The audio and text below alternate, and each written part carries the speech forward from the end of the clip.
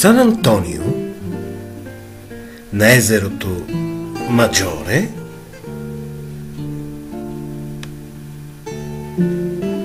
живеела една женица, която така хубаво умеела да прави мармалад, че нейните услуги били търсени и от Вълкувия, и от Вълтравалия, и от Вал Доментина, и от Вал Поверина.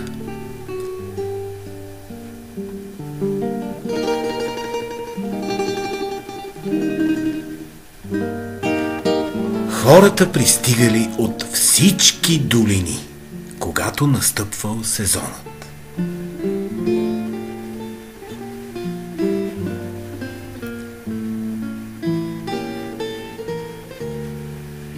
Сядали на оградата да се полюбуват на езерото, откъсвали си по някоя малина от храстите и извиквали женицата, която умеела да прави мармалад. Аполония! Какво има? Ще ми сварите ли мармалад от боровинки? На драго сърце.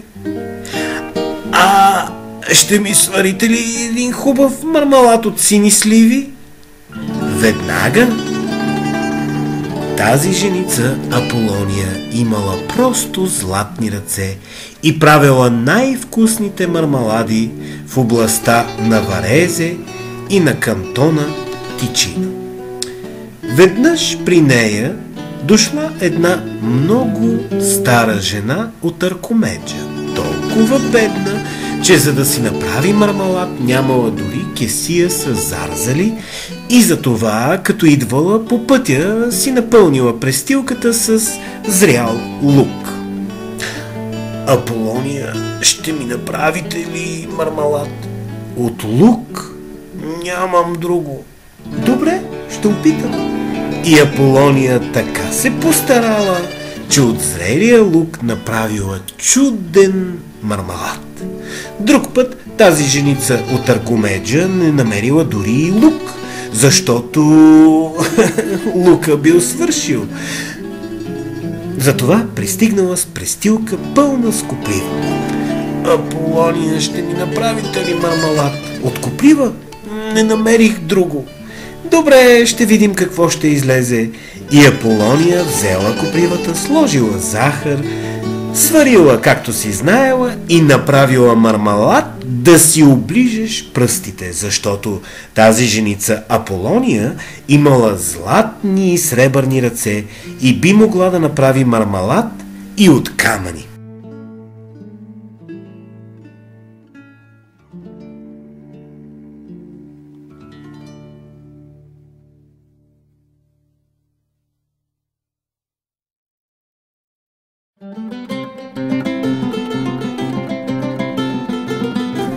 Веднъж оттам минал императорът.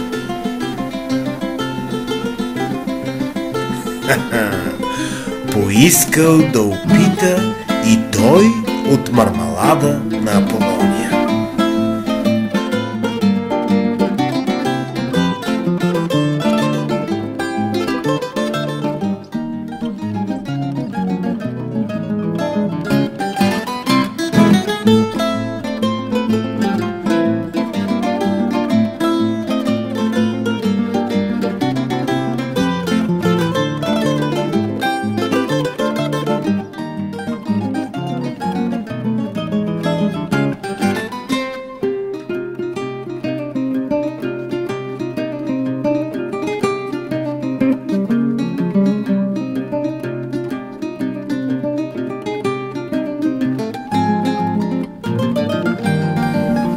Аполония му дала една чинийка,